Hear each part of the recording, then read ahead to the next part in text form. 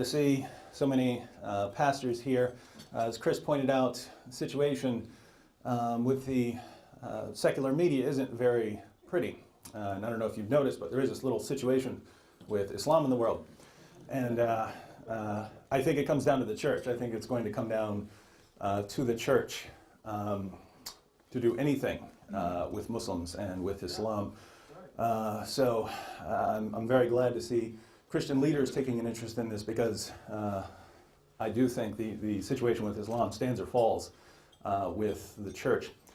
I became interested in Islam. Well, actually, I started studying Islam before I started studying Christianity. I grew up as an atheist, started studying Islam first. Later, started studying Christianity, mostly to refute a Christian who was annoying me. Became a Christian, and then in college, I was on the speech and debate team, and I ended up sharing a hotel room with a Muslim who was on the debate team. And so we shared a hotel room on a school trip. I was sitting on my bed that evening reading the Bible, and I prayed. Well, I don't know if it was a coincidence that I ended up in the room with a Muslim here, but I'm horrible at starting up conversations, so Lord, if you want me to talk to this guy, it'd be good if he started the conversation. And about 60 seconds later, he turns to me and says, "So, are you a hardcore Christian?" And I said yes, and it was World War III after that. So that's Nabil Qureshi. He's my ministry partner now. Nabil eventually became a Christian, at which point I thought, aha, I'm finally done with Islam. Because I was more interested, I've always been more interested in dealing with the arguments of atheists, because that was my background. So my best friend, one of the only Muslims I knew, was now a Christian. I could return to atheism, not literally return to it, but return to dealing with it. And then something interesting happened. The entire Muslim world declared war on Nabil. His family, his community started getting death threats. He started getting death threats within about a month, and he wasn't even telling anyone that he was a Muslim. I mean, that he had left Islam. And when I say death, I don't mean email. I mean left on his car. You're dead. We know where you are. So all of a sudden, I have to continue dealing with Islam, mostly because people started challenging us to public debates. Hey, if you think you have good reasons for becoming a Christian, why don't you come out here and defend it at such and such school, or such and such mosque. And Nabil and I now, over the past several years, have done somewhere between 35 and 40 public debates that tend to go pretty well. So that's why I became interested in Islam, and now I find that I can never get away with it because it's because it's always such an issue in the world. And let's face it, there is a religion out there that calls for the horrible, bloody death of my best friend. So have to pay attention to what that religion teaches. Now, there are tons of things that are important for Christians to know about Islam, basic Muslim beliefs, what they believe about the Quran and the Hadith and Muhammad and everything else. But we don't have too long, so I'm going to focus on the few key things that I think the pastors need to know, that Christian leaders need to know from my experience in dealing with Islam over the years. Several important things that Westerners need to know, and especially Christians in the West need to know. So we'll look at 5 things. Islam and the gospel. We'll just look at this briefly, of why this should be an especially interesting topic to Christians. What Islam has to say about the Bible. If Christians would get down, point number 2 here, and learn what Islam says about the Bible, I think it would change Christian-Muslim interaction in the world today. We'll look at 3 stages of jihad. Spend a moment on the doctrine of taqiyya, because it's important to know what's going on there. And finally, we'll finish briefly with Muhammad. We won't talk long about Muhammad. I just want to give you quick highlights, because lots of people say things about Muhammad, and Muslims say things about Muhammad, and critics of Islam say things about Muhammad. If you don't know what the historical sources actually say, I'm just going to give you a brief outline of what's fact and what's fiction here. So, Islam and the gospel. This should be central to Christians. You know verses like this, every one of you does. So beware of false prophets who come to you in sheep's clothing, but inwardly are ravenous wolves. False prophets will arise and will mislead many. But even if we or an angel from heaven should preach you a gospel contrary to what you have received, let him be eternally condemned. So, over and over again in the Bible, we're told, here's the gospel. And by the way, false prophets and false teachers are coming to try and do something about that gospel, to try and change it, alter it in some way. So if you're a Christian, you should be expecting people to come along with new gospels, with false gospels. And Islam, I would say, is the most interesting case of this that I've ever seen. I mean, it's almost, I mean, it's amazing. I mean, think about this. According to Islam, Jesus was born of a virgin. Who agrees with us that Jesus was born of a virgin? Atheists don't agree with us. I mean, no one agrees with us that Jesus was born of a virgin. Jesus performed many miracles. In fact, according to Islam, Jesus lived the most miraculous life in history. Who agrees with us on that? No one agrees with us, except Muslims. And Jesus is even the Messiah, according to Islam. Islam affirms all of these Christian doctrines that no one else seems to agree with us on. So you look at that and say, wow, they're on the same page. And then you turn and look a little deeper, and you find out there's only a couple things that Muslims disagree with us on. One, Jesus was not divine. Two, he didn't die on the cross. And three, he didn't rise from the dead. And why is this important? Well, the gospel, if you go back to the book of Acts, the core of the Christian gospel always centered around Jesus' identity as Lord, his sacrificial death on the cross, and his resurrection from the dead. Over and over in the book of Acts, whenever they preach, they might preach all kinds of things, but they always return to those three doctrines. So we can look at that and say, this is the core of the Christian gospel: Jesus' sacrificial death, his resurrection from the dead, his divine nature. And Muhammad comes along in the 7th century and says, you Christians, you believe in God? You believe in one God? I do too. We don't agree with those pagans. You believe Jesus was born of a virgin? I do too. You believe Jesus lived the most miraculous life in history? I do too. You believe Jesus was the Messiah? I do too. There are just these three little things that we can't agree on. Jesus didn't die on the cross, didn't rise from the dead, never claimed to be divine. Now, if we can just get past those, we'll be in full agreement here. Now, as a Christian, you know, this should set some alarms off. Well, wait a minute, this is exactly what I would expect. This is exactly what I would expect of a false prophet. Someone who comes along, agrees with us on everything except the core of the Christian gospel. So this shouldn't be surprising to Christians, but what I find, and this is the point that if Christians can get down, it'll change everything. Muslims can't be consistent and deny these three doctrines. They can't do it. It's impossible. If a Muslim denies these doctrines, as he's commanded to do, he's just contradicted some other things the Quran says. So let's take a look. Probably the most important, if you want to get one thing down, if Christians in general get these couple of points down, these couple of verses down, a few minutes worth of work, the world would change. Now watch. This is Allah talking to Jesus. Surah 355, behold, Allah said, O Jesus, I will take thee and raise thee to myself and clear thee of the falsehoods of those who blaspheme. I will make those who follow thee superior to those who reject faith to the day of resurrection. Then shall ye all return unto me, and I will judge between you of the matters wherein you dispute. Notice, Allah promises Jesus, I will make those who follow you superior to those who reject faith to the day of resurrection. How long are the true followers of Jesus going to be victorious? Till the day of resurrection. Very important, because most Muslims will tell you Christianity was immediately corrupted by the Apostle Paul. Well, why did Allah say the true followers of Jesus were going to be victorious until the day of resurrection? Pay attention. Watch this. Surah 61:14.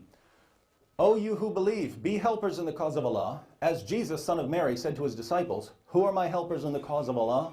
The disciples said, we are helpers in the cause of Allah. So this is Jesus' followers proclaiming their belief. So a party of the children of Israel believed, and another party disbelieved. Then we aided those who believed against their enemy, and they became uppermost. Who became uppermost? According to the Quran, of the followers of Jesus. The true followers of Jesus were the ones who were aided by God, who ultimately became uppermost. And it's interesting, if you open up a Quran, the most popular Quran here in the West is the Yusuf Ali translation. If you look up his study note on this verse, he says, the only thing this can refer to is when Christianity took over the Roman Empire. That's the only time Christians were uppermost over anyone. So he applies this to the Roman Empire. Wait a minute. Those were the Christians Allah helped. The Christianity that took over the Roman Empire proclaimed Jesus' sacrificial death, his resurrection from the dead, and his divine nature. Now, Allah is going to make the true followers of Jesus victorious, and he aided the true Christians until they became uppermost, and Muslim commentaries will say this means the Roman Empire. So the Christians that took over the Roman Empire were the ones who were aided by Allah. Now you've got a problem, because we know what that Christianity taught. And it didn't teach Jesus was just a prophet.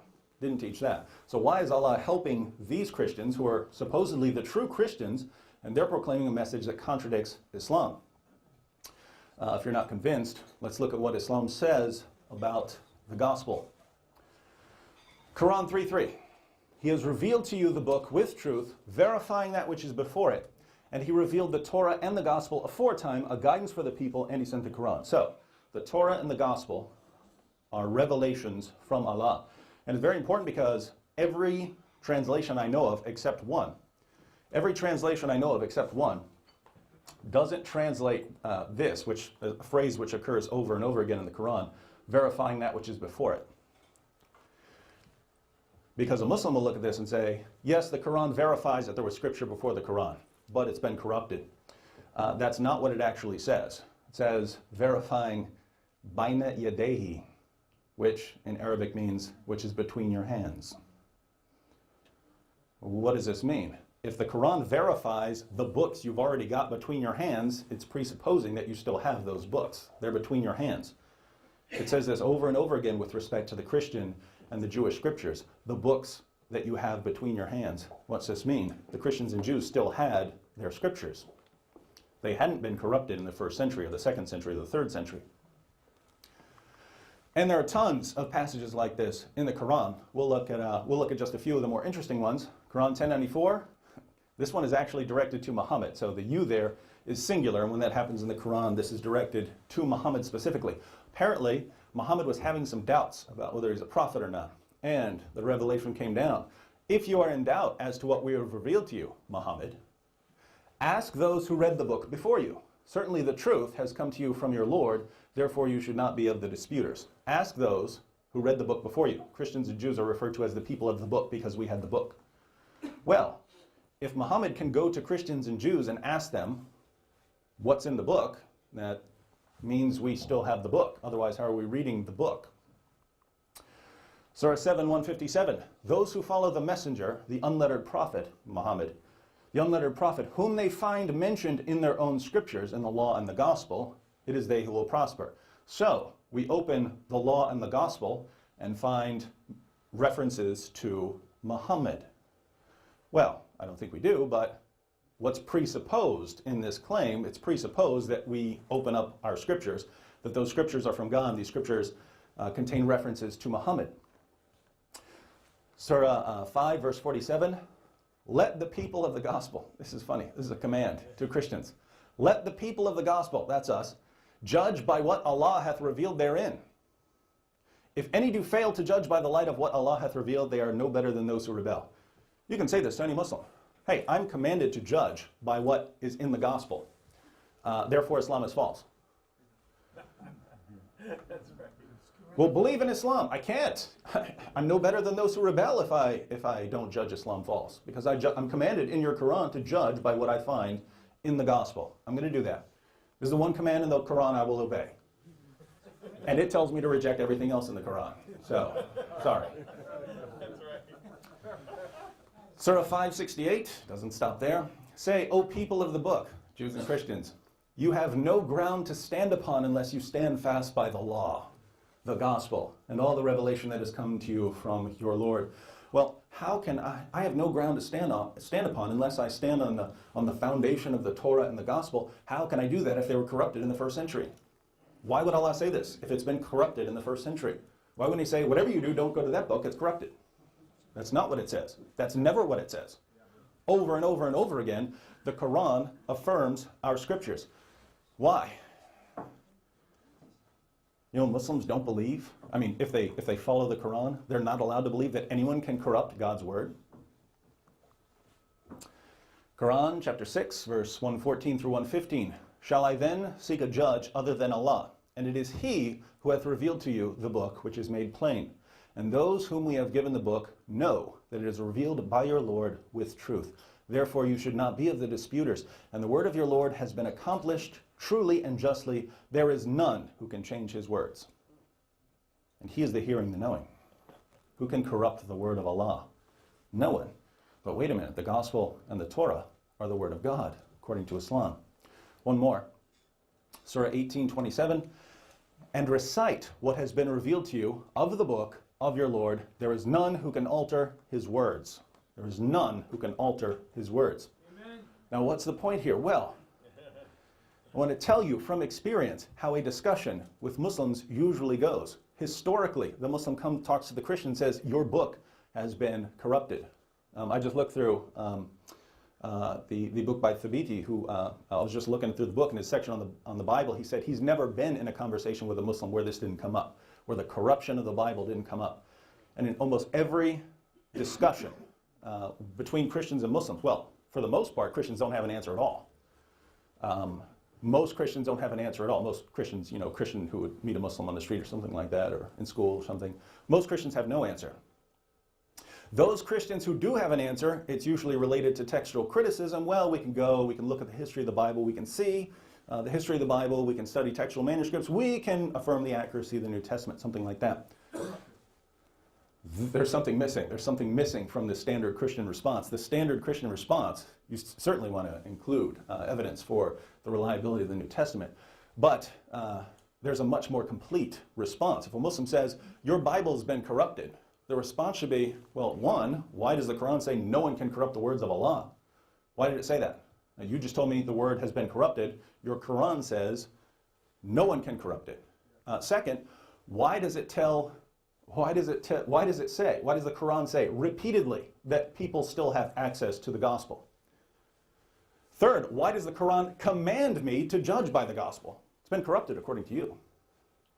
And finally, I can show you textual support for the Bible. I think that would change things quite a bit in the world, because Muslims in Christian-Muslim interactions are usually on the offensive and Christians are on the defensive. Muslims are tossing out their criticisms and their attacks, and Christians are trying to defend themselves against these criticisms. It's very important. See, my friend Sam Shamoun and I, we call this the Islamic dilemma. Dilemmas where you're in trouble if you go this way, you're in trouble if you go that way. Those are the only two ways you can go, so you're in trouble.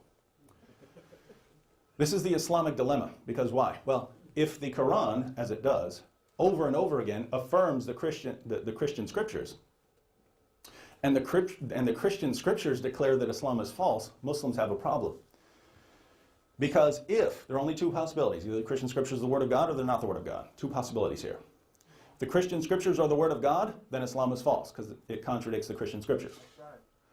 If the Bible's not the Word of God, then Islam is false, because it constantly affirms it as the Word of God. So if the Bible's true, Islam is false. If the Bible's false, Islam is false. Either way, Islam is false. So whatever you want to think about Christianity, you need to reject Islam. And I think if Muslims got that through their heads, it wouldn't just be them attacking. They'd have something to think about, have something to sit back and think, wait a minute, I've got a problem here. And again, how many references do we go through? A few. If you get two or three of those down, the conversation, trust me, the conversation is going to go very differently. 3 stages of jihad. Why the turn to jihad? Interestingly, at the beginning, Muhammad says, you pagans, I disagree with you. I like the Christians and the Jews. Muhammad eventually has some interactions with the Jews. They reject him, and they start making fun of him. Muhammad, you have no clue what you're talking about.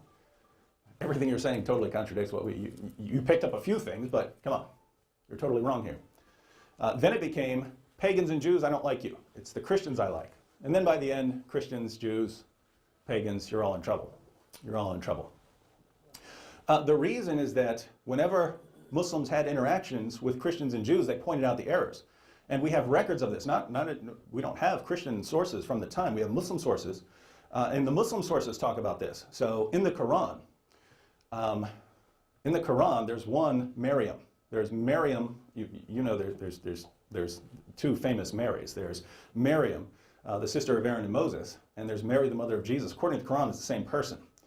And we actually have records from Muslim sources where Christians started making fun of Muslims because, hey, you guys know that there's like 1,400 years in between them, right? You guys know that, right? This is how the Christians were saying to the Muslims. You guys know that, right? Because you're talking about the mother of Jesus being the sister of Moses and Aaron. What's going on here? So this is what happens when Muhammad thinks these Christians and Jews are going to accept his message, and they just start ridiculing his claims. And so you eventually get to jihad. Now, this is important both for Christians, because of what's going on in Muslim context, where you have Christian minorities, but also because of the West. People just don't seem to grasp the basic idea here. Is Muslims have a concept of abrogation. One verse can conflict with another verse of the Quran. They can say the exact opposite thing. If there's a disagreement, all you do as a Muslim is look historically which one came later. Whichever one came later, that's the one that applies to you. And here's what happens. Watch. So these are the verses on abrogation. So Surah 16, verse 101. And when we change one communication for another communication, and Allah knows best what He reveals, they say, you are only a forger. Nay, most of them do not know. People actually said, Muhammad, you're changing your revelations as you go along. You're a forger. And the Quran says, no, he's not. Surah 2, 106, whatever communications we abrogate or cause to be forgotten, we bring one better than it or like it. Do you not know that Allah has power over all things? So Allah can give a verse, and later on gives a verse that cancels it. Something better. The reason this is important is you find some very different scriptures in the Quran. So you find, Surah 2, 256, there's no compulsion in religion. Very peaceful verse. No compulsion in religion. You can't compel anyone to believe. I love that. Great verse. And the Quran also says, fight those who believe not in Allah. Wait a minute. I thought there's no compulsion in religion. Why are you fighting people because they don't believe? Now, in a Western context, if you're a Western Muslim who actually likes America, you're not like undercover jihadi or something like that. If you're a Western Muslim, the Western method of interpretation of your average Muslim would go, well, which one do I like better? I'll use that to reinterpret the other one. So I like the there's no compulsion in religion verse better, and therefore I'm going to use that to reinterpret the one that says fight those who do not believe and say, well, that must refer to just one particular group who are attacking the Muslims. It's the Western method of interpretation. The classical Muslim method of interpretation, the method given by Muhammad, the method given by the rightly guided caliphs, the four leaders who were companions of Muhammad, and pretty much every great Muslim scholar who's ever lived, is abrogation. Which one came last? That settles it. In Islam, you have 3 stages. This is according to the life of Muhammad. This is according to Muslim doctrine. This is according to any classical scholar of Islam. Stage 1, when Muslims are outnumbered, they are to proclaim a message of peace. When Muhammad was a persecuted prophet in Mecca, he preached tolerance. To you be your religion, and to me be my religion. As Surah 109 declares, say, O you unbelievers. This is what Muslims are supposed to say to unbelievers in this context. I do not serve that which you serve, nor do you serve him whom I serve, nor am I going to serve that which you serve, nor are you going to serve him whom I serve. You shall have your religion, and I shall have my religion. Great. Let's get along. You have your religion, I have my religion. That's when Muhammad had about 100 followers and was totally outnumbered by the polytheists in Mecca. A little later, Muhammad had far more followers, and he had gained some allies among the tribes of Arabia. Then the message suddenly changed. Stage 2, when Muslim numbers increase, they're permitted to engage in defensive jihad. When people persecute you, when they attack you, when they drive you out of an area, you can engage in defensive jihad if you have enough people. And so this revelation came down. Surah 22. Permission to fight is given. So this is the first time Muslims were allowed to fight. Before this, they're not allowed to fight, and now they have permission. Permission to fight is given to those, not to all Muslims, to those upon whom war is made. If people are making war upon you, now you can defend yourself. Before, you couldn't defend yourself. Because they are oppressed, and most surely Allah is well able to assist them, those who have been expelled from their homes without a just cause, except that they say, our Lord is Allah. Now, Muslims in the West point to this verse and they say, you see, Islam only allows fighting in self-defense. Wrong. Wrong. This was not the final revelation. This is when Muslims had enough people to fight, but they didn't form a majority. When Muhammad conquered Mecca, Revelation changed again. This is shortly before his death. And it's important because Surah 9 is one of the last two surahs revealed. The other one was Surah 110, which says practically nothing. It's only a couple verses. So Surah 9 of the Quran is the last major surah revealed. And that's where you find some very different teachings. Now it's no longer fight in self-defense, fight people who are attacking you first. Now you have stage 3. When Muslims are in a majority, they're commanded to engage in offensive jihad. Fight those who believe not in Allah nor the last day, nor hold that forbidden which hath been forbidden by Allah and His Messenger. So if Islam forbids something and you don't forbid something, so if Islam forbids eating pork and you don't forbid eating pork, they are commanded to fight you. Nor acknowledge the religion of truth. So even if you just reject Islam at the end of the day, nor acknowledge religion of truth from among the people of the book, until they pay the jizya with willing submission and feel themselves subdued. Now, there is a difference here, you see, between the pagans. The Muslim response to the pagans is Surah 9:5, slay them wherever you find them. You give them time to get out. Other than that, slay them wherever you find them after the sacred months are over. With Christians and Jews, since we were people who once upon a time received revelation, we have a third option, pay the jizya.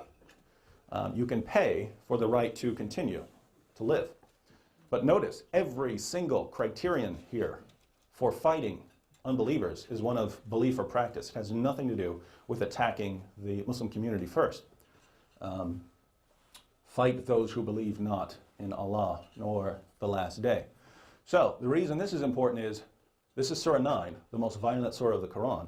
These are the final marching orders. These are the verses that abrogate everything else that occurs. So if there's a conflict between this, fight those who believe not in Allah, and Surah 2, 256, there's no compulsion in religion, this one abrogates it. And go to a Muslim commentary, look up Surah 2, 256. Sorry, that was abrogated by this. But in the West, you bring up a verse like this and they say, no, that can't be what it means because of these other peaceful verses. Very different method of interpretation. People who are in the Middle East, scholars who are in the Middle East, go with the classical method of interpretation.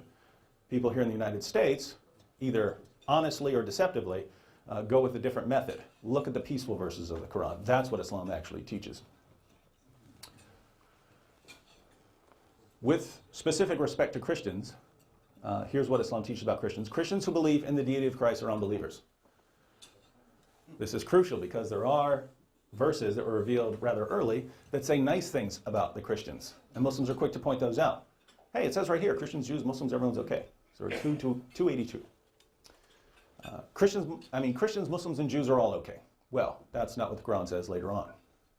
Surah 5, you can put this together. Watch this. Christians who believe in the deity of Christ are unbelievers. It specifically says, those disbelieve who say Jesus is God. So people who believe in the deity of Christ from the people of the book are unbelievers. Surah 98:6 goes a step further. Christians who disbelieve are the worst of creatures. According to the Quran, Muslims are the best of peoples. Christians who believe in the deity of Christ, I assume that's everyone here, you are the worst of creatures. So what happened to the Surah 2, which said that we're fine? Well, I'm sorry, you're the worst of creatures. Muslims must not be friends with Christians. Surah 551, do not be friends with the Jews and with the Christians. They are friends of each other. If you become a friend of them, you're one of them. You're a Jew or a Christian if you're friends with a Jew or a Christian. And of course, the passage we already read, Christians are to be fought and subjugated because of their unbelief. And it's interesting, we read Surah 9:29, which says, fight those who do not believe. The very next verse, Surah 9:30, gives the justification for fighting us. It says, Christians say Jesus is the Son of Allah, and they imitate the other disbelievers, the pagans. We imitate the pagans by saying that Jesus is God.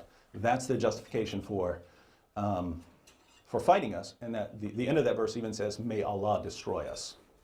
Christians and Jews. So, that brings up the question, why don't you hear this from Muslims in the West? And there can be multiple reasons. There can be multiple reasons. And I'll say, because we're going to look at taqiyya, which is, there are situations where Muslims are allowed to deceive Westerners. This gets overused in criticisms of Islam, so that, I mean, people think every time a Muslim tells you anything, he's lying to you. It's not true.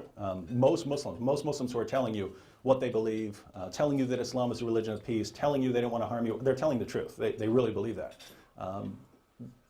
And there can be many reasons for that. They might not know anything, which I find is standard. Christians too. Your average Christian doesn't know a lot about Christianity, just like your average Muslim doesn't know much about Islam. So they might not know anything, or they might, again, be relying on a Western method of interpretation where you go with the interpretation you like best, you go with the verse you like best, and you use that to reinterpret the other verses, rather than the traditional method of interpretation that goes back to Muhammad. But there's this other possibility. Someone might know exactly what Islam teaches and might believe that you need to be conquered and that you need to be fought, as the Quran commands, and still tell you that Islam is a religion of peace. Why? Well, this goes back to the Quran. This is where the word taqiyya comes from. Surah 3:28, let not the believers take disbelievers for their friends in preference to believers. Whoso doeth that hath no connection with Allah. So don't be friends with those unbelievers. You got Muslims you can be friends with. Whoso doeth that, you have no connection with Allah if you're friends with those unbelievers. Unless it be that ye but guard yourselves against them, taking as it were security. Allah biddeth you to beware only of himself, unto Allah is the journey. Don't be friends with the unbelievers unless it's to protect yourself, unless it's to guard yourself. This is where we get the word taqiyya. And I'll give you the greatest Muslim commentary on this. The greatest, according to almost any Muslim you'll ever see, the greatest commentator of the Quran of all time is Ibn Kathir. The tafsir of Ibn Kathir is the greatest commentary on the Quran, good as gold. Here's what he says on this verse. Allah said next, unless you indeed fear a danger from them. So it's, you don't be friends with the Jews and Christians unless there's a danger from them. That would be in context where you're outnumbered, where Christians and Jews form a majority. Meaning, except those believers who in some areas or times fear for their safety from the disbelievers. In this case, such believers are allowed to show friendship to the disbelievers outwardly, but never inwardly. For instance, Al-Bukhari recorded, Bukhari is the greatest collector of traditions from Muhammad, Al-Bukhari recorded that Abu ad-Darda said, we smile in the face of some people, although our hearts curse them. Smile in their faces, curse them in your hearts. Al-Bukhari said that Al-Hasan, that's another companion of Muhammad, so ad-Darda is a companion of Muhammad, Al-Hasan is a companion of Muhammad. Al-Hasan said, the taqiyya, that's taqiyya, is allowed until the day of resurrection. So what does this mean? If you're in a context where you're outnumbered by unbelievers, you pretend to be friendly and peaceful. You do not be friendly towards them unless it's to guard yourself from them. And you do that through deception, smiling in their faces, cursing them in their hearts. Now again, I just want to say, because I don't want anyone to get the wrong impression, I don't think most Muslims are doing this here in the West. They really believe that Islam is peaceful. Point is, I don't know. I don't know. Because if you really are peaceful, if you really are a peaceful Muslim, you're going to say that Islam is peaceful. If you're not, you're supposed to say that Islam is peaceful. So either way, I don't know what you believe. Once you have a command to deceive unbelievers, I don't know whether to trust you or not. So this is very important in a Western context. When we're constantly told Islam is a religion of peace, Muslims are allowed to do that, even if they believe otherwise. And finally, we'll just go through this, we'll just touch on this briefly, because you hear so much about Muhammad. Here are some facts about Muhammad. You may have heard them. These are the ones that these are true. These are true. Stake my reputation on it. Debated on everything I'm saying here. No question that these are facts. One, Muhammad's first impression of his revelations was that they were demonic in origin. Muhammad started receiving revelations. He ran out of the cave, depressed and suicidal, and he tried to kill himself. He said he didn't want to be accused of being possessed. It was, and his wife finds him like this, suicidal and depressed. And it's actually his wife and her cousin who convince him, no, you're a prophet of God. You're too good to be possessed in this way. So you're actually a prophet. That's kind of important because Muslims, hey, Muhammad is totally trustworthy. We can believe in his revelations. Actually, my Muslim friends, the reliability of your religion doesn't depend on Muhammad. It depends on Muhammad's wife. Now, give me some reason to believe that she was an infallible judge of truth. Defend that. Can't be done. Muhammad delivered certain verses of the Quran to his followers, then later claimed that Satan had tricked him. It's an interesting historical event. If you've heard of the Satanic Verses, not the book by Salman Rushdie, that was the title he used to refer to this. But there is the historical event when, according to the story, Muhammad really wanted to see the Quraysh, his own tribe, the people of Mecca, join him in Islam. And he started longing for a revelation that would help them become Muslims. And one day he got the revelation he was looking for. It said, have you not heard of Allat, Alusa, and Manat, the third, the other? These are the exalted cranes whose intercession is to be hoped for. So the idea is there were three goddesses, Allat, Alusa, and Manat, who were called the cranes because they could intercede with Allah. They would take your prayer and take it up to Allah. These were the three main goddesses of Muhammad's tribe. So the Quran affirmed them. Your three goddesses are okay. Tons of people converted, started bowing down in honor of this revelation, along with Muhammad and his followers. And then a little later, Muhammad comes back and says, you know those verses that I gave you?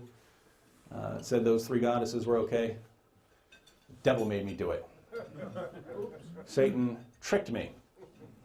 And then the polytheists were especially mad. Hey, you tricked us too.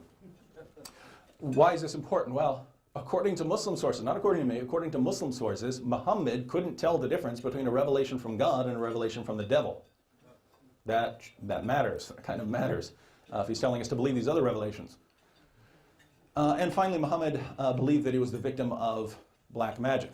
It's an interesting story. Muhammad started acting really weird, having delusional thoughts, false beliefs, and for a period of between 6 months and 2 years, depending on the source, but it was a significant amount of time. Muhammad's walking around with these delusional thoughts and saying all kinds of weird things. And he finally snaps out of it and he says, a Jewish magician did this to me. The Jews did it. They got me.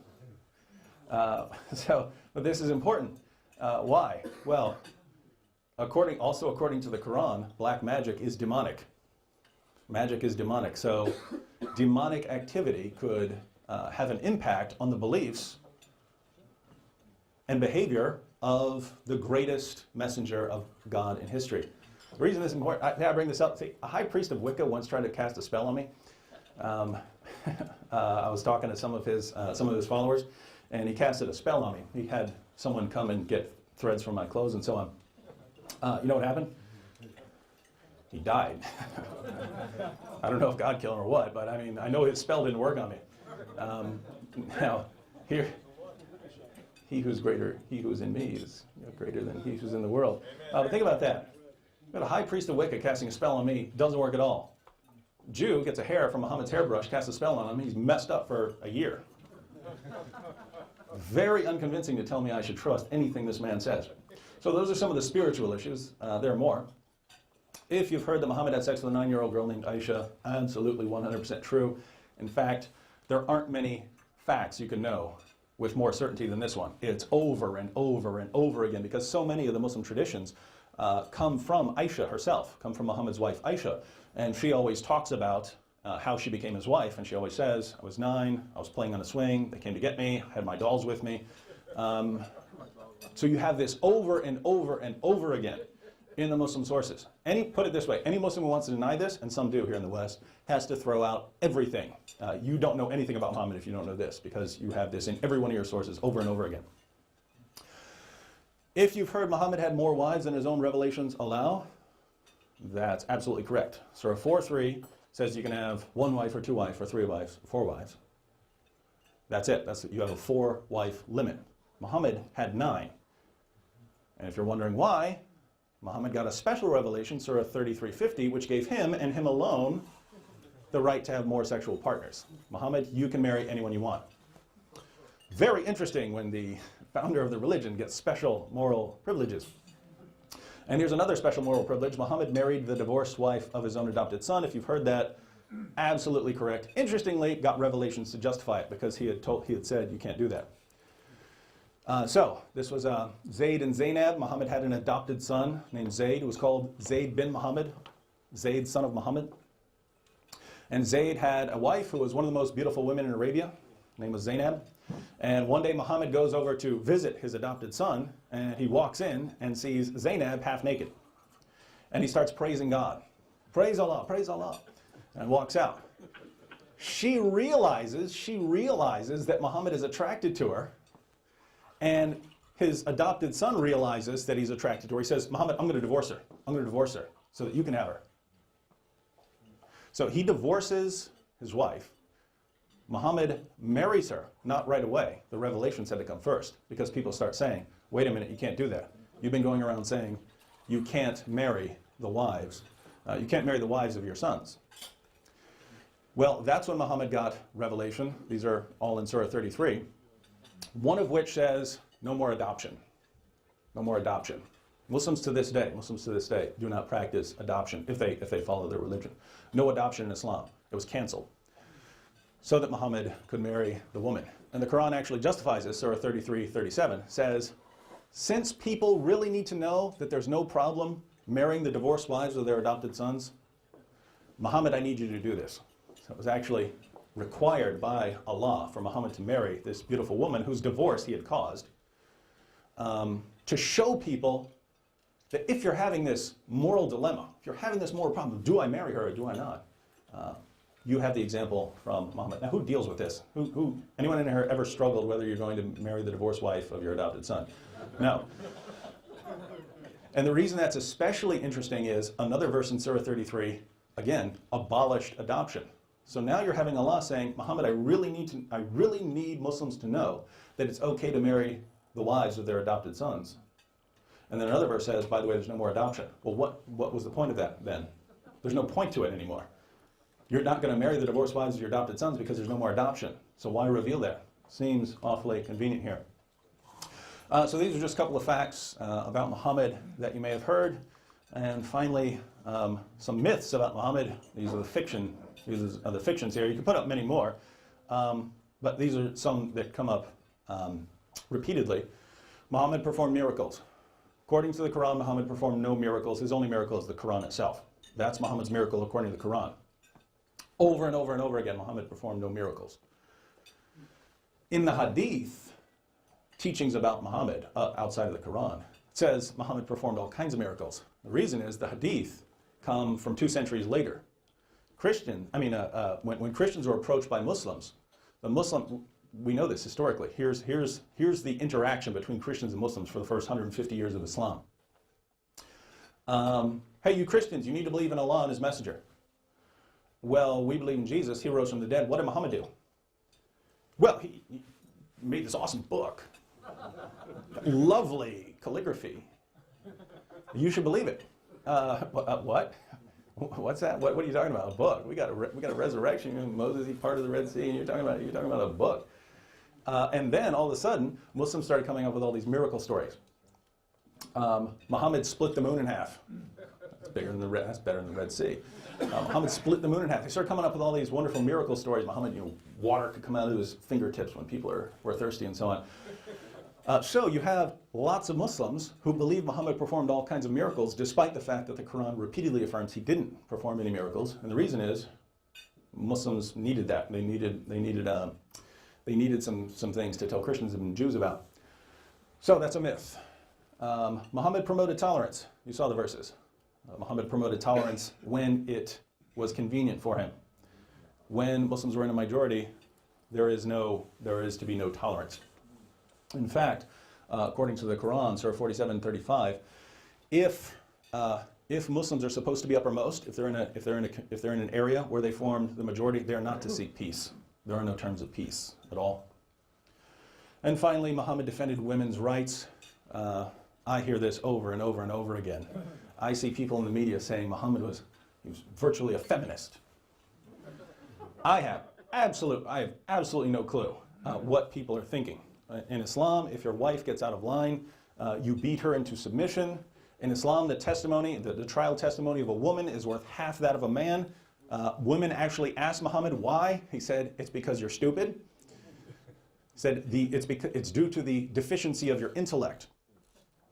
You have all kinds of problems that go back to Muhammad himself. If a woman wants to accuse a man of raping her, she has to have 4 male Muslim witnesses in good standing with the community to bear witness that they witnessed it. This has wreaked havoc. This has wreaked havoc in the Muslim world. And the reason is, a woman gets raped, she can't go and accuse the guy unless there were 4 guys standing there. They're just standing around watching and they're willing to testify. So if you don't have that, if you don't have those 4 witnesses willing to testify, then you cannot, there can be no conviction against the man. Well, what's the problem? Some of the women get pregnant. And so they know the woman has been engaged in sexual activity. They can't convict the man, they can convict the woman. And it's been estimated, I forget whether it was Afghanistan or Pakistan, it was one of the two. It's estimated 75% of the women in prison are there for being raped. For being raped and for accusing a man and not being able to get a conviction, or for getting pregnant and not being able to prove a case. Horrible situation. Goes back to Islam. And just a little historical note here. The reason for that revelation, Muhammad's wife Aisha had been accused of sleeping with someone. And Muhammad was depressed. He didn't know how he was going to settle the case. And then he said, well, if she's guilty, bring your 4 witnesses. Oh, you can't. She's innocent. So these things that really just seemed to be morally convenient for Muhammad at the time are now absolutely wreaking havoc in the world. Now, I don't know what time we have left, but questions? Any questions on? Have you been wondering anything about Islam? Yeah, Chris? Isn't it true that Muhammad taught that it was acceptable and actually a good thing for a Muslim to rape the female captive, especially in the presence of her husband? I think you're saying that slightly in an extreme way, that it's good to rape her in the presence of her husband. It's acceptable. It's certainly acceptable. And this is Surah 4:24 of the Quran, which says, married women are forbidden to you to have sex with. Married women are forbidden to you unless they're your captives, unless your right hand possesses them. And so that verse is interesting in itself. You can't have sex with a married woman unless you've captured her, unless you have physically captured her. Why that's interesting is we know from the hadith what was the historical situation, what was the historical scenario. Muslims had conquered a town. Muslims had conquered a town. And lots of times they'd kill the men and take the women and children captive. This time they took the men captive as they took the men captive too. And for a significant period of time, the Muslims didn't have sex with their captives, even though the Quran allows them to have sex with their captives. They didn't have sex with their captives because their husbands were alive, so they're still married women. And so eventually they go to Muhammad and they say, hey, we don't want to have sex with these captive women because their husbands are still alive. Good. What a great idea. I mean, I like that. Don't do it. They're married. Stop it. Control yourself. Then Surah 4:24 came down. That's the historical situation. They asked Muhammad a question. Then the verse comes down. Married women are forbidden to you unless you captured them. And so this allowed the Muslim men to rape these captives whose husbands were sitting right there. Interesting stuff. Yeah? Along those lines, I understand there are no homosexuals in Islam, correct? I mean, where do they base that on? Do they have a basis or just a preference? No, homosexuals are to be killed in Islam. No, you do have homosexuals who consider themselves Muslims. So there's one at New York University, Ursan Manji, who's a lesbian. And she's reinterpreted Islam. She called for reform in Islam. But no, you certainly can't be a devout Muslim and think that homosexuality is okay. You have to be killed. Yeah. Can you explain the relationship between the name Allah and the moon god? I think this argument gets overused because I think Muslims could reasonably answer this. So you have you have three goddesses who are called the daughters of Allah, who are also called, the daughters of the moon. So Allah is the god of the moon, no problem. And so, critics of Islam point this out. Hey, wait a minute. Allah is the moon god. You had tons of gods for all kinds of things, and then you took Allah, the moon god, and made him the chief god, and then tossed all the others aside. Come on. You took a pagan god. But I think a Muslim could just say that was, that got corrupted over time. So originally Allah was the supreme god, and eventually the pagans, the polytheists, had reduced him to just the god of the moon. And so I think they could answer that. So there is a connection between Allah and the moon. That's why you've got the crescent moon as the symbol of Islam. But I mean, if you imagine, let's suppose that archaeologists find some statue of Yahweh alongside a bunch of other gods or something like that, we wouldn't say, oh, therefore Yahweh is a pagan god or something. We'd say that area corrupted the true teachings. What else? Over here. Oh yeah. Thanks. What does the Quran teach about creation? About the creating cosmos, about the world? Does it teach that there's creation in it, or? It's over and over again. Teaches creation is either 6 days or 8 days, depending on which surah you go to. The difference is Adam and Eve are created in paradise, so they're created in heaven, not on earth. They get cast down to earth as punishment. So Adam and Eve are created in paradise. It's actually a very interesting situation. Allah in the Quran commands the spirit beings, the jinn, the angels, and so on, not to bow down before anyone except Allah. You don't bow to anyone but Allah. Also, according to the Quran, when he creates Adam, he says, all of you angels bow down to Adam. And Satan says, no, not doing it. And that's why he's cast down, which is very interesting. You told me not to bow down. I'm not bowing down. What's going on here? So what you have is there's already these beings are created from different things. So the jinn are created from fire. Man is created from clay. This is in paradise. Adam and Eve's sin, they get cast down to this world as punishment, and then things proceed. But they have the flood. They have other things in the Quran. What's kind of interesting is Muslims say they don't believe in original sin. You'll always hear that. We don't believe in original sin. It's a very quick, easy question to bring up. Well, if being here in this world is punishment, you're a baby, you're born in this world, you haven't sinned yet, why are you being punished when you haven't sinned yet? So in other words, Adam and Eve end up here because they're being punished, but we're all here as well, even with no reason. Why are we being punished for sins that Adam committed? So you can actually, Muhammad didn't think through this stuff very carefully when he's coming up with these things. Yeah? First of all, this was wonderful, and we're in your debt today. I appreciate it very much. Secondly, do you have this presentation on a DVD available to us? And third, is the harem warfare of the Old Testament, the destruction of the Canaanites for their paganism, is that brought to you by Muslims at all when there's discussion of jihad, and how do you answer them? Well, yes, Muslims bring this up regularly. I find it interesting that many Muslims will bring it up to condemn the Old Testament. You see, that can't be the Word of God. It talks about going on and killing all these people and stuff like that. The problem is, again, their book affirms our book. And in fact, the Quran specifically talks about Joshua's wars against the unbelievers, against the Canaanites. So you have that in the Quran, and Muslim can't reject it. But as far as bringing up, Muslims will use that in a different way. They'll bring it up as a defense. When you say, hey, why is Islam so violent? Why does it call for fighting the unbelievers? The difference between Judaism, Christianity on one hand, and Islam on the other is not in the Old Testament, not in the New Testament do you have fighting people to convert them. You don't.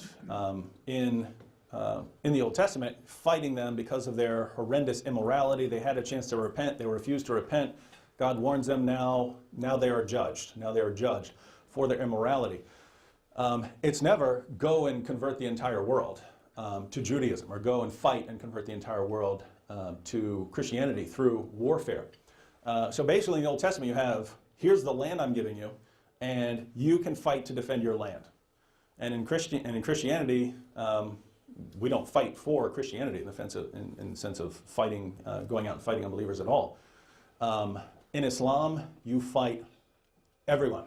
You fight everyone. Fight those who do not believe. Those are all unbelievers. Muhammad said in Sahih al-Bukhari and Sahih Muslim, they're two most trusted collections of teachings from Muhammad. If you don't know what that means, the Quran is officially a revelation that came down from God. Got nothing to do with Muhammad, except for he's the one that received it and said, this is Allah's word, Allah's literal word that's eternal. The Hadith contains the actual teachings of Muhammad. So what did Muhammad teach, which are authoritative as well? He's the prophet. In the Hadith, Muhammad said, I've been commanded by Allah, I've been commanded to fight people until they say, La ilaha illallah, and they establish prayer and pay the zakat. So you've been commanded to fight people until they become Muslims. And Ibn Kathir, again, the greatest Muslim commentator of all time, interesting commentary on Surah 2:256. So 2:256 of the Quran, again, is a verse which says there's no compulsion in religion. You hear that over and over again if you bring up that Islam is not tolerant or something like that. Surah 2:256, Ibn Kathir's commentary on it, he says this has been abrogated by the later commands to fight them. And after he discusses this a little while, he says, therefore, all people of the world should be called to Islam. If any one of them refuses to come or refuses to pay the jizya, they should be fought till they are killed. So yeah, you don't have anything like that, anything close to that in the Bible. Yep. I was hoping you started to mention already the doctrine of sin, but you would elaborate a little more on some of the issues and ways maybe that in debate you've dealt with that with Muslims and how they understand sin. Well, a Muslim will tell you that they have the kind of phrase, we don't believe in original sin, we believe in original innocence. And you have all kinds of problems with that, namely that we're all here as punishment, and according to them, we haven't sinned yet. So why are we being punished? But you have some other issues. You have the fact that Muhammad taught that because of Eve's disobedience, that's why women sin. That's why women are stupid. That's why women menstruate. Well, why do women have to go through all of this because of Eve? So you have all the teachings. It's like Muhammad just took things from all over the place and never thought through the theology of what he was saying. Another issue with sin is on the surface, Muslims seem to understand that sin is horrendous. I mean, what's the penalty for this? What's the penalty for that? Death, kill, chop off hands, 100 lashes, very strong punishments for sin. But at the end of the day, it really looks like just social control. Because at the end of the day, they don't seem to understand how severe sin is. So main difference between Christianity and Islam with respect to sin is Allah's justice is not perfect. At the end of the day, Allah can just forgive you. There is no sacrifice for your sins. And so, matter of fact, I'll bring up another point right now. Allah's love isn't perfect either. According to the Quran, Allah has no love for unbelievers. Allah has no love for unbelievers. It says in Surah 3:32. Allah does not love unbelievers. So in the Quran, Allah has no love for unbelievers, and also Allah, at the end of the day, when you die, He can just forgive you of your sins. All right, I forgive you of those. But what's that mean? It means there's going to be unpunished sin. Not all sin is punished in Islam. Allah just sweeps it under the rug. Very different from Christianity, where at the end of time, all sin has been punished. Every last sin that has ever occurred has been punished, either on Jesus Christ or you take it yourself. Yep? After 9/11, we started hearing a lot about the reward for jihadists to be the 72 virgins. Where did that originate from, and how did that develop in time to where now it seems to be a popular view? Well, the number 72 doesn't come from the Quran. You're promised your huris in the Quran. Muslims are promised their huris in paradise. These are large-breasted virgins who their virginity is perpetually restored. There's actually a narration that goes back to Aisha when she was told about this, when they were told, and their hymens will be restored every day. And she goes, oh, how painful. So this is Muhammad's 9-year-old wife.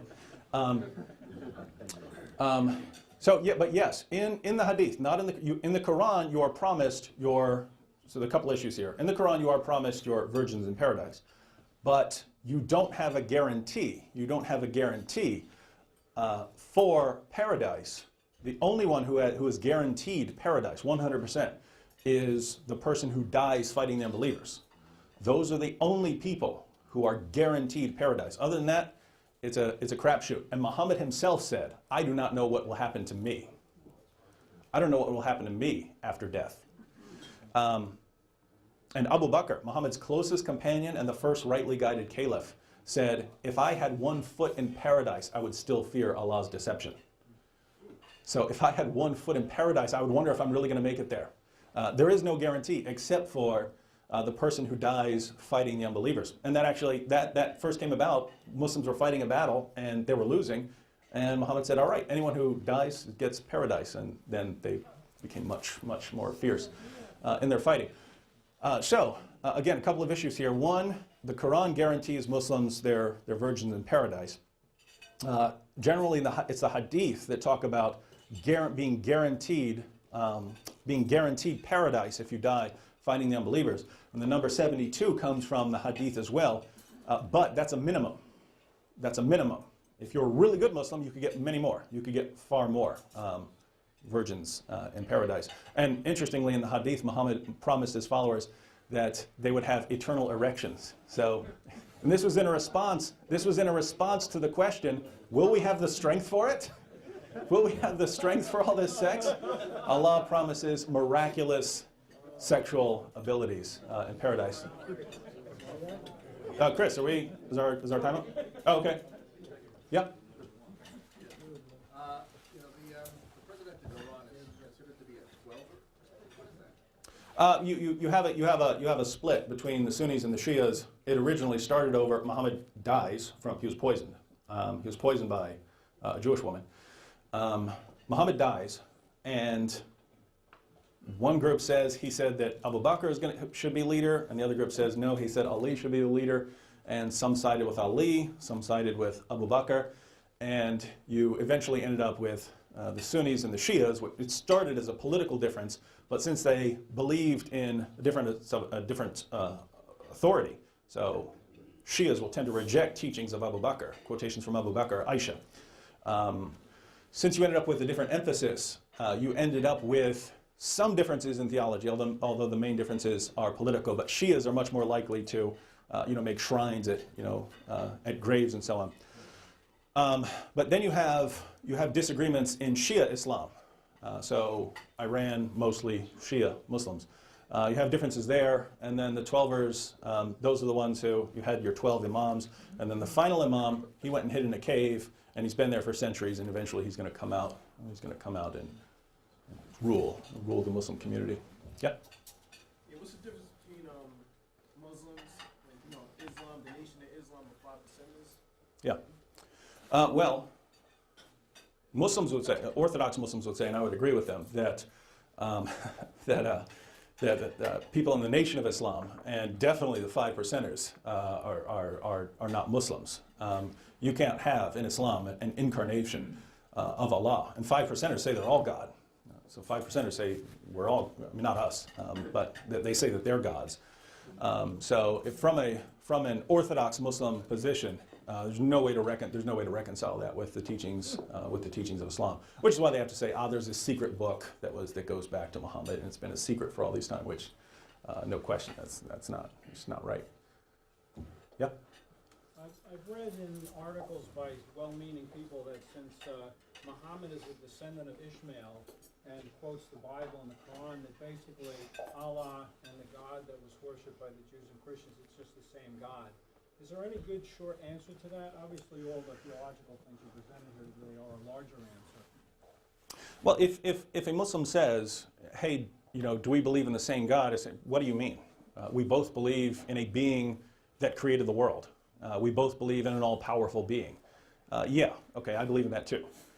But at the end, the main differences would be, according to the Quran, Allah is a father to none. the highest relationship you can have with Allah is slave to master. He is a father to no one. So in Christianity, God is our father. In Islam, you cannot have a relationship like that with God. So that's one. We believe God is triune. We believe God is triune. In Islam, he's not. We believe in incarnation, things like that. So these are main differences. But also, Allah is just almost completely arbitrary. I mean, that's why you have Muhammad saying, "I don't know what's going to I don't know what's going to happen to me." I mean, I can't imagine Jesus or the apostles saying, "I don't know what's going to happen. I don't know what's going to happen if I die. Oh, I'm scared." So you have that, and you have the fact that Allah has no love for anyone except for good Muslims, whereas Christ died for us while we were yet sinners. So, anything else? Yep. Just a question. Many believe that the Antichrist will be the Muslim Imam, the Mahdi. Could you explain a little about the Mahdi and many Islamic people's expectation of his coming and his power and his global authority? Well, you have a ton of strange and conflicting teachings.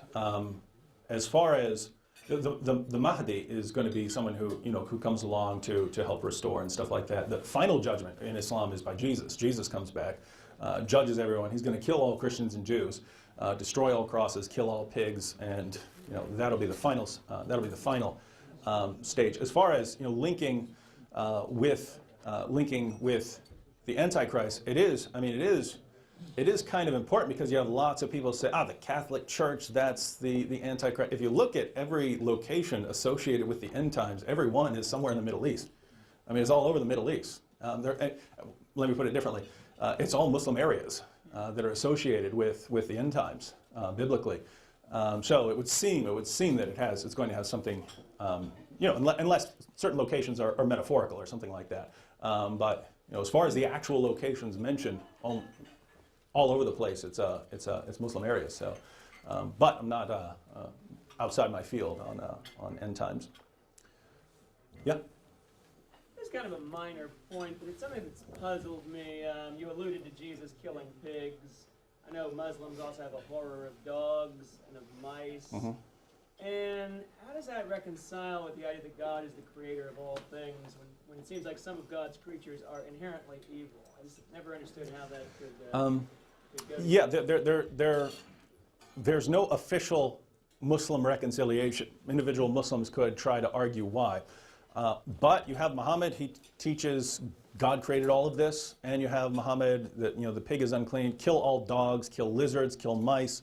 You have some sources say you kill all dogs, and some Muslims go with that hadith. Others say it just refers to black dogs. I own a black dog, by the way. Yeah. He's got to die. He's got to go. Muhammad said black dogs are possessed by jinn. So your dog is possessed according to Islam. And she does sound like Robin Williams. Yeah. On a side note, that's always bothered me. My dog once saved my great-grandmother. It saved her life and stuff. You never find a more loyal animal ready to.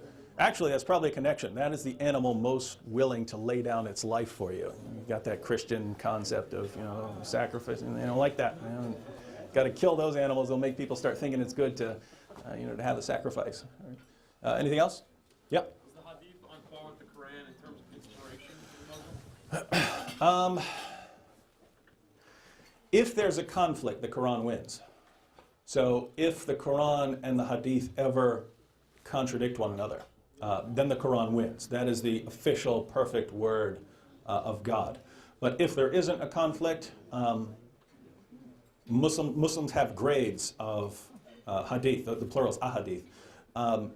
But you can have your Sahih hadith. These are the most reliable ones. So, and that generally, when I quote hadith, it's from Sahih al-Bukhari or Sahih Muslim. They consider those the most trusted. But you have levels. You have your Sahih, then you have your Hasan, which are okay, but not completely reliable. And then you have your Da'if, which there's a problem. There's a question mark after it of whether it really goes back to Muhammad. But yes, your Sahih hadith. So if you quote something from Sahih Muslim or Sahih al-Bukhari. And you can get these. You can get these online at Amazon. You get the whole collection translated in English. They're even available online if you want to look them up. But those are as good as gold, again, unless there is a direct contradiction. Because these are the teachings of Muhammad. This is what Muhammad said. So Muhammad said this. Muhammad can't contradict the Quran. Yeah? So if there is a contradiction, you would always go back to the Quran, so abrogation would not apply to the Hadith? Well, interestingly, there are a couple of situations where the Hadith are said to abrogate, and the idea is the doctrine of stoning. Umar, second rightly guided caliph, said there's supposed to be a verse in the Quran about stoning women, and he says it ended up not in the Quran. So that's a situation where Muslims in the modern world, in Muslim countries, look at it and say, okay, there's no verse of stoning in the Quran. The Quran says if you get caught in sexual sin, 100 lashes. That's what it says. So why the stoning? Well, you also have Muhammad saying you stone them to death. So that's a situation where some Muslims look at it and say, okay, the Quran says 100 lashes, but we know this one goes, Muhammad commanded this, and so we'll say it abrogates it. But the first thought would be try to reconcile them. The first thought, if there's a conflict, would be, especially, if it's something that goes back to Muhammad, they have multiple quotations from it in their reliable sources, they're going to, in general, it's let's reconcile it this way. And generally in the reliable traditions, you don't find much that would flat out contradict the Quran. What are some of these other reliable sources? Well, anyone can write a collection of hadith. So right now I could sit down and write, this is my collection of hadith. So what you have, when you have Sahih al-Bukhari, you have Imam Bukhari, who's a Muslim scholar. He said, here are my criteria for determining the most reliable hadith. And I'm going to go out and find, because the stories just got passed on, they're all over the place. And so you go around collecting narrations. So Muslims treat him as the most reliable because they believe he had the most reliable methodology and he was the most thorough.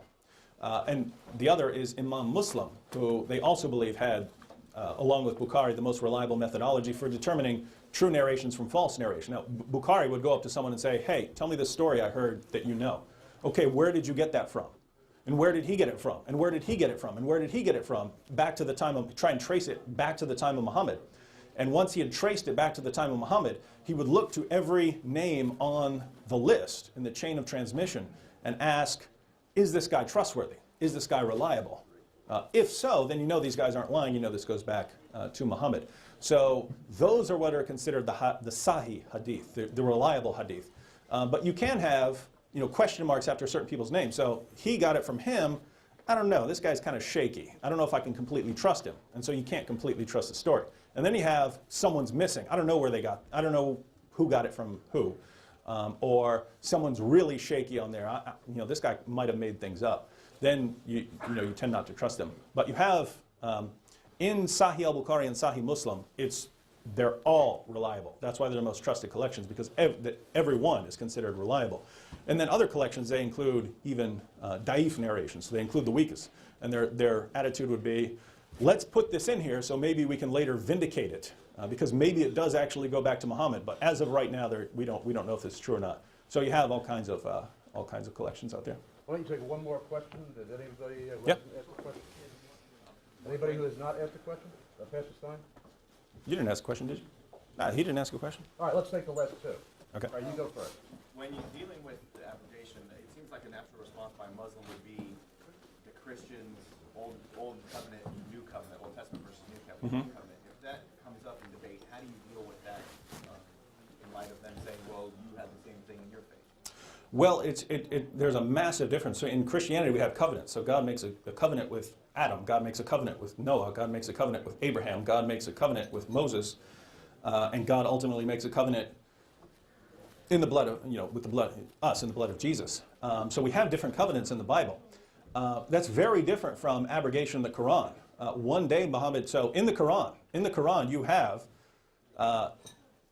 the penalty for sexual sin is house arrest for life. You also have in the Quran the penalty for sexual sin is 100 lashes. Now, wait a minute, this verse says the penalty for sexual sin is house arrest. This one says the penalty is 100 lashes. In the hadith you have the penalty is stoning. What's going on here? What's going on here?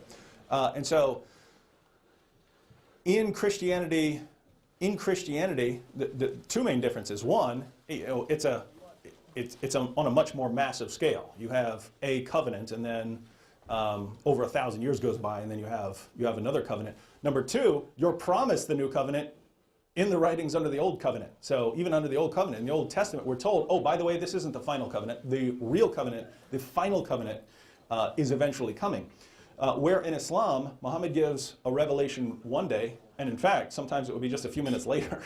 Muhammad gives one revelation, and then another one comes along a little after it, and people started actually ridiculing Muhammad because of that. Hey, you're just, you're making this up as you go along.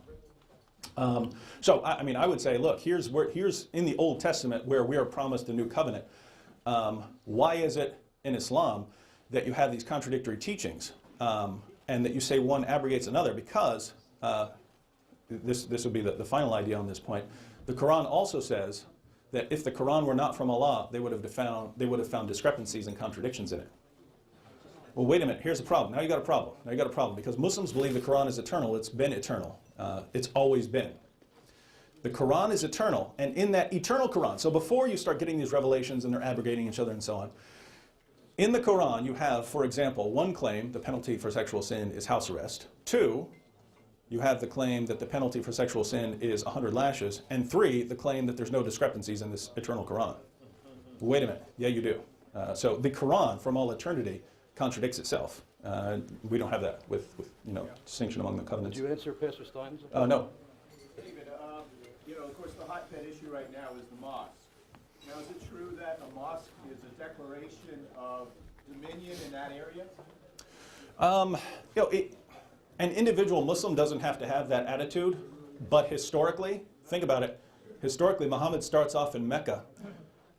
The Kaaba, which is the center of Muslim worship right now, was a pagan center of worship. That's what it was. Every record we ever have, as far as history is concerned, that was always a pagan mosque. What did Muhammad go for as soon as he conquered the area? He took over the Kaaba, smashed all the idols. When Muslims conquered Jerusalem, what did they do? Temple Mount. We want a mosque there. Over and over and over again, when Muslims conquer an area, it's either tear down the old places and build a mosque, or just convert the old church or the old synagogue into a mosque. And that's been every place, because historically those places were always the center. The worship centers were like the center of people's focus. In the West, we don't have a place like that. We don't have this is the religious center of America. You don't have that. You do have an economic center. That was the World Trade Center. Level it. And again, I can't look into anyone's heart, so I don't know what any individual Muslim's attitude is. Historically, you erect mosques as a sign, as a symbol of Islamic power. You see what we just did. So, yeah. Right? I think we should give a big round of applause. Very good. And I'm sure most or all of you have a lot more questions, and the big suggestion I have for you is to invite David to speak at your church or your school or your parachurch group. And this was a free luncheon, and you were invited as my guests. But what I have been typically doing is leaving it up to your own conscience. If you'd like to give a gift to David, right there, very appropriately on the little bar there's a giant bowl, giant metal bowl. If you would like to give David a gift, if you're making it a check, make it out to David Wood. And that's entirely up to you. I live in New York. My guest here today. But I have a couple of announcements also. First of all, I'd like to introduce to you Pastor Joshua Ayala from